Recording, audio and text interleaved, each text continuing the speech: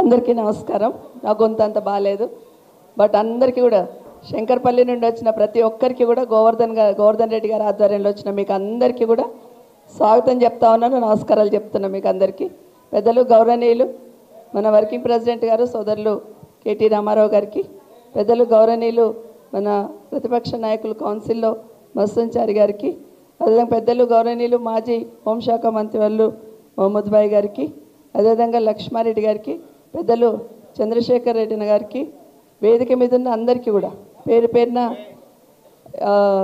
ప్రతి ఒక్కరికి కూడా వేదిక మీద ఉన్న వాళ్ళందరికీ కూడా, కార్తీక్తో పాటు వేదిక మీద ఉన్న వాళ్ళందరికీ కూడా, ముఖ్యంగా ఇక్కడికి వచ్చిన మీ అందరికీ, మా అక్క చెల్లెళ్ళు వెనకాల ఉన్నారు వారికి, వారితో పాటు ఇక్కడ వచ్చిన మా అన్న తమ్ముళ్ళందరికీ, పత్రికా మీడియా సోదరులకు కూడా నమస్కారాలు.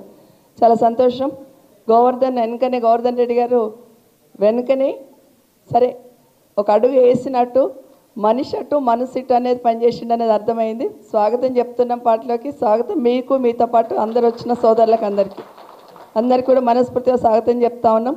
ఇప్పుడున్న పరిస్థితులలో మన రాష్ట్రంలో సంవత్సరంన్నర అయిపోయింది కాంగ్రెస్ పార్టీ వచ్చిన తర్వాత ఎన్ని రకాల ఇబ్బందులు అవుతున్నాయి అనేది మనం చూస్తూ ఉన్నాం. కనీసం బాధ్యత లేదు, అధికారంలో కూర్చున్న వాళ్ళకి ఈ రాష్ట్రం మీద బాధ్యత లేదు, ప్రజల మీద బాధ్యత లేదు, గాలికి మాట్లాడుతూ గాలి పాలన చేస్తుంది అనేది మనందరికీ అర్థమవుతుంది. చూస్తూ ఉంటే మాట్లాడిన ముఖ్యమంత్రి గారి దగ్గర నుండి మొదలు పెడితే కింది వరకు ఒకరికొకరికి పొంతన లేదు. అంటే శృతి లేని సంసారం అంటారు చూడు, ఒకరికొకరు పొంతన లేదు. ఏం మాట్లాడుతుండో వాళ్ళకి అర్థం కాదు. అసలు రాష్ట్రాన్ని ఎట్లా నడిపించాలో వాళ్ళకి తెలియట్లేదు, ప్రజలకు పాలన ఎట్లా అందించాలో కూడా అర్థం కావట్లేదు.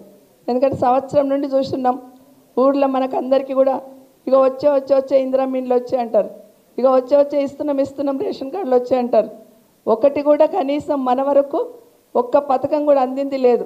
ఏమనంటే ఫ్రీ బస్ అంటారు, ఇక బస్సు ఎప్పుడు ఎక్కనట్టు మనము ఇప్పుడే ఎక్కుతున్నట్టు, ఎప్పుడు ఎర్ర బస్సు ముఖం చూడనట్టే ఫ్రీ బస్ అని చెప్తున్నారు. అది ఒక్కటే చెప్తారు తప్పిస్తే మాట్లాడుతూ ఒక మాట చెప్తున్నారు.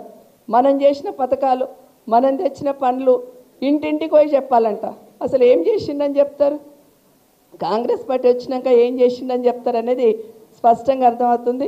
ఇంతకుముందు మాట్లాడుతూ కార్తీక్ ఒక మాట అన్నాడు, కలకలలాడుతుంది మన పార్టీ ఆఫీస్ అని. ఒకటి మాత్రం వాస్తవం, కష్టం వచ్చినా సంతోషం వచ్చినా రాష్ట్రంలో కేసీఆర్ గారు గుర్తుకొస్తున్నారు. సంతోషంగా ఉన్నామంటే 10 సంవత్సరాల పాలనతోని నేను సంతోషంగా ఉన్నాను, ఆయన పుణ్యం అనే మాట గుర్తుకొస్తూ ఉంది. కష్టం వస్తే పలానా పెద్ద ఆయన కేసీఆర్ ఉంటే కష్టం నాకు రాకుండా అనే మాట ప్రతి ఒక్కరి దగ్గర నుండి ఎవరిని కదిలించినా సంవత్సరంన్నర అయిపోయింది, ఇంకా 3.5 సంవత్సరాలు ఎట్లా భరించాలమ్మా అనే మాట ప్రతి ఒక్కరి నోటిలో మాట్లాడుతున్న విషయం మనం గమనిస్తూ ఉన్నాం. ఖచ్చితంగా కాంగ్రెస్ వాళ్ళకి బుద్ధి చెప్పాలి. 3.5 ఏళ్ళ దాకా ఎలక్షన్లు లేవు, కానీ బుద్ధి చెప్పాలంటే కిందికి వెళ్ళి కొట్టుకుంటూ రావాలి కదా. వార్డు మెంబర్ కానివ్వండి, సర్పంచ్ కానివ్వండి, ఎంపీటీసీ కానివ్వండి, కౌన్సిలర్ కానివ్వండి, ఎలక్షన్ ఏదైనా గెలుపు బీఆర్ఎస్ పార్టీదే కావాలి. అక్కడ తగులుతూనే కదా పైన తగిలేది, కింద తగులుకుంటూ వస్తేనే పైన తగులుతుంది.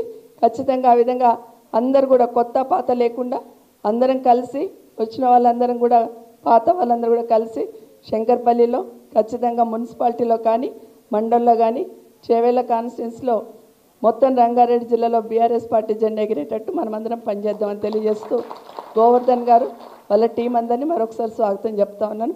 జై తెలంగాణ, జై కేసీఆర్.